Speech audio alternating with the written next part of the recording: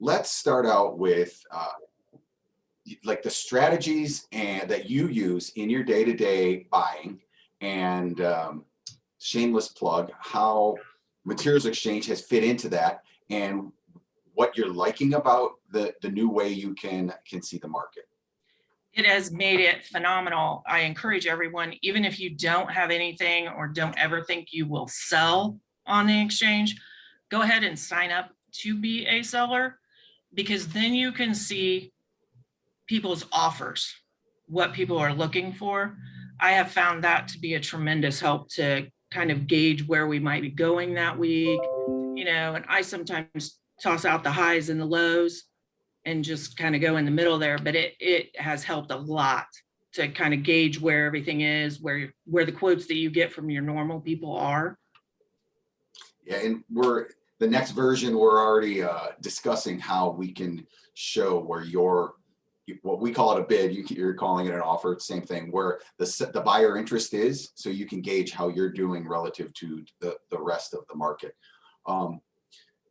So Henry Poor and Susan were some of the first people to embrace selling on the platform. And I didn't tell you this, Susan, but this week I was on a call with the uneducated economist, and we kind of came up with a new phrase. Instead of supply chain, we've created a supply web. And in the current conditions, it's really awesome that supply gets into the industry and it isn't forced to move down traditional straight lines. Now we have a web, and this supply can move around to where the demand, you can get the best margin for your product, meeting the highest demand areas. And you guys have done that, which has been phenomenal. So knowing where the bids are in the market, how does that play into some of your buying decisions or even inventory management decisions?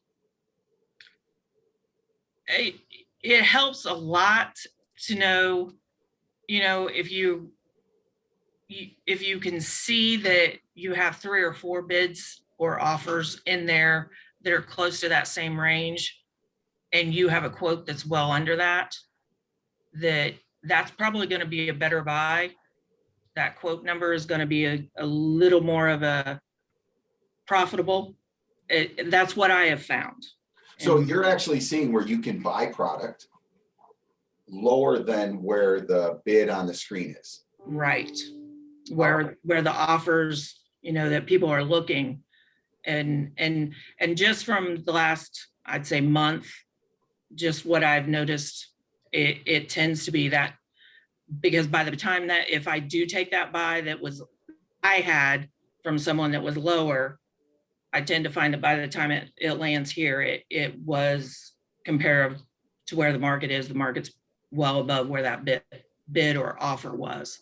Wow. So it ends up being a better deal. For sure. That's really pretty cool. So yeah, it helps a lot, is to gauge, for me anyway, to gauge where my numbers are. Excellent. That's awesome.